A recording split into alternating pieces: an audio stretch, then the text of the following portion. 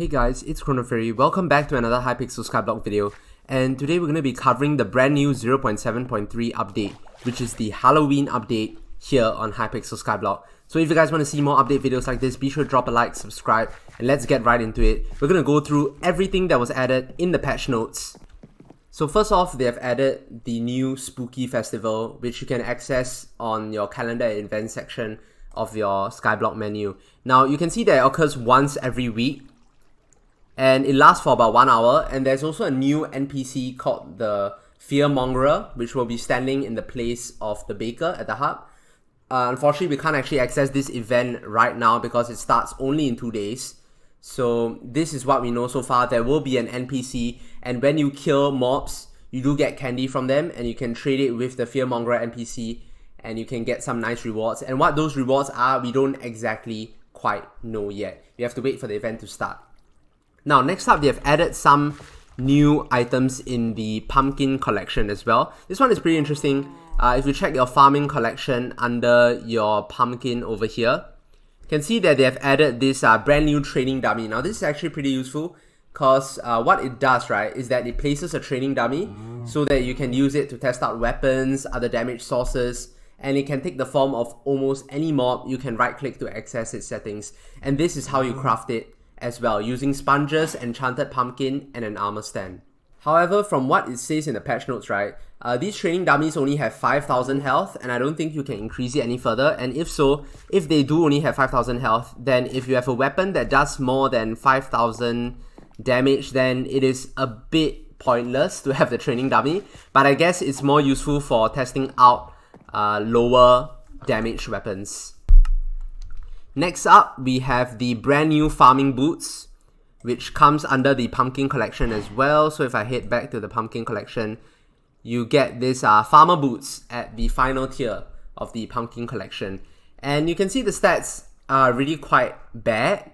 I mean, it's not very good. Clearly, it's like a early to mid game sort of armor here. But the boots do gain +2 defense and +4 speed for every farming skill level you have. So the higher the farming level you have, the better these boots will be. And it increases your speed by quite a considerable amount as well. So you'll be able to move really fast when you're playing Hypixel Skyblock. So that's a cool thing about that. Unfortunately, it doesn't really offer much in the way of health and defense. Alright guys, so I'm back in the hub. We're going to check out the new Bartender Npc, who apparently sells stuff related to potions now. So the Bartender, you can find him in the bar, which is the same area where you find Maddox the Slayer from the previous update.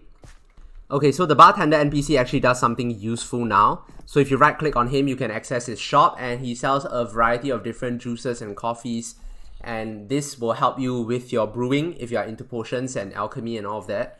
So you can see that this cheap coffee use this item in place of an awkward potion for certain potions, and it adds a +5 speed stat.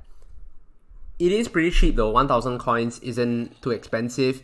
This one buffs the defense value of potions by 10%, not bad. The orange juice buffs the health value +5%. The iced tea, which is a bit more expensive, buffs the mana and experience values of potions by 20%. That's pretty awesome. And then you have the knockoff cola, which buffs the strength value of potions +5%. And last but not least, you have the most expensive item that he currently sells, decent coffee, which costs 5,000 coins, and it gives you an additional +8 speed.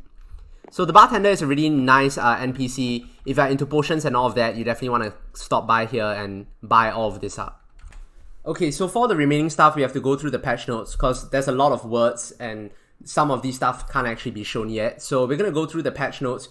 We've already covered some of this stuff, like the Spooky Festival, we've covered it earlier. And one of the things that I didn't mention is that the top 5,000 players will get additional rewards, and green candies count for 1 point, and purple candy counts for 5 points.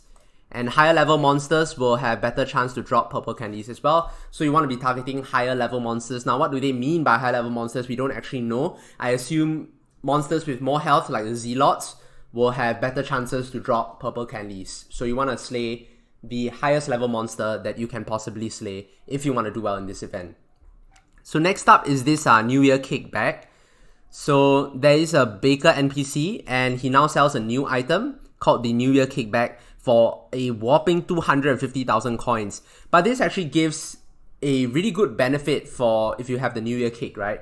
Because this bag can hold up to 27 of your New Year cakes, and it gives you an additional 1 HP for every unique cake stored inside. Now this isn't like crazy good, but it's a nice bonus to have if you have plenty of New Year cakes for whatever reason. Then at least you're getting some additional health out of it. So these are some of the spooky achievements, and again, we can't access the spooky festival yet because it only starts in 2 days from the time that I'm recording this video. But you can see that there are some new mobs, I guess, like the Headless Horseman, where killing him you get 5 points, and a purple candy will get you 5 points, and there's even a bad pinata. Pretty cool. Now we went over this stuff, the training dummy and the farming boots already. And there's also a special spooky village theme. So during the spooky festival, the village will change appearance to look like that. So currently it still looks the same. That's because the spooky festival hasn't started yet. It's only starting in 2 days, as I mentioned earlier. And then we have our Zealot changes. Again, they've been changing Zealots back and forth, and now with the latest Zealot changes, right, they've added back portal frames again in the hands of the special Zealots. And Zealots with the portal frames are weaker, they deal less damage and have less health. And instead of all Zealots having a small chance of being special when players kill them, they have a small chance of spawning a portal frame Zealot close to them. When a player spawns a portal frame Zealot, they get notified with a strange sound and a chat message. This is awesome as well. In case you aren't paying attention, you're just slaying Zealots left and right, at least now you get notified that there's a special Zealot that you have to target really quickly. And the player who spawned the Zealot has a few seconds of drop priority on the summoning eye. Again, thumbs up for this, because you don't want other players to be swooping in and stealing your kill.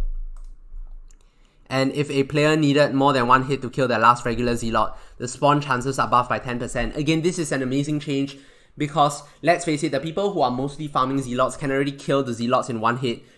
For new players, they're not exactly getting summoning eyes really easily.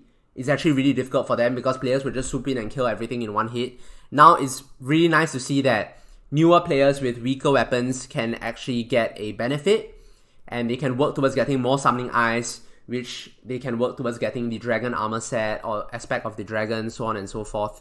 So that's really nice. And now special Zealots drop summoning eyes when killed by non-direct damage as well, which includes things like fire aspect. That's awesome. Really, the Zealot changes, they are all really good.